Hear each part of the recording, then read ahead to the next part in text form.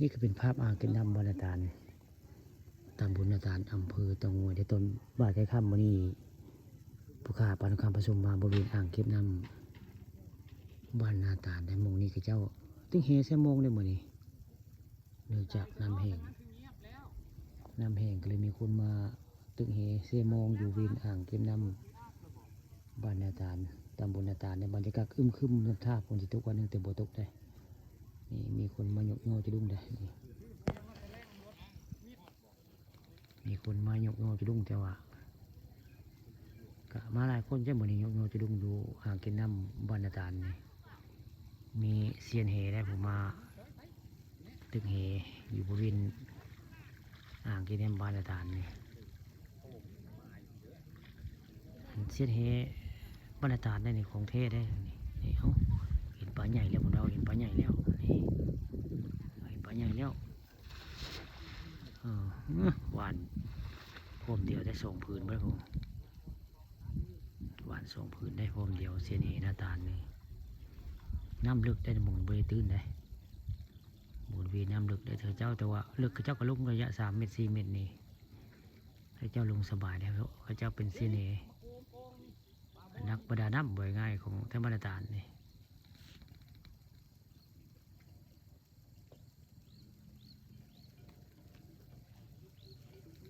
บรรยากาศได้อ่างเก็บน้ำกับน้ำลายตลอดเลยครับพี่ตลอดช่วงนี้น้ำก็แห้งลงน้ำก็ได้นี่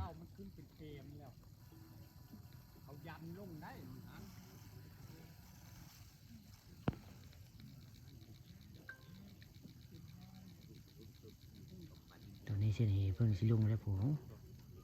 เส้นเฮสิลุงหุ้มแล้วนี่ลงไปแล้ว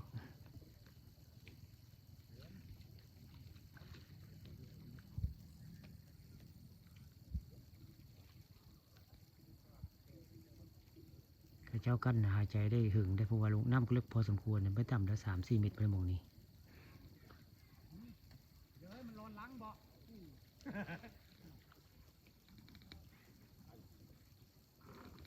เพื่อนนั้นถามว่าน้ำบุลึกเหมาะสันเพื่อนอื่นมาถามได้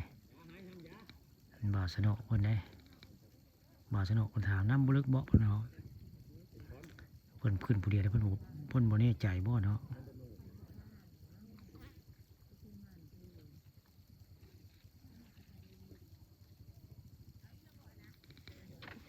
โอ้หวานแล้วบ่าวสนอคนบรรดาลไปได้เพื่อนหวานแล้ว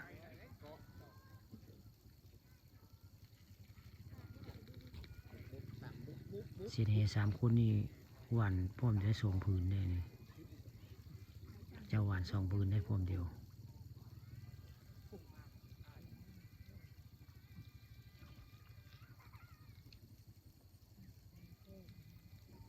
ผู้ข้าปลาทองคำผสมเนี่ยคือ10 กว่าหวานน้ำลึกย่าน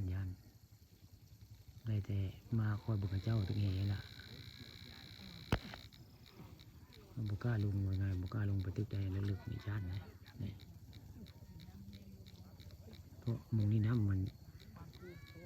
ในตำบล3 เมตร 4 เมตรพุ่นละเบิ่งแล้วนี่มงกับเจ้าหวานลงไปนี่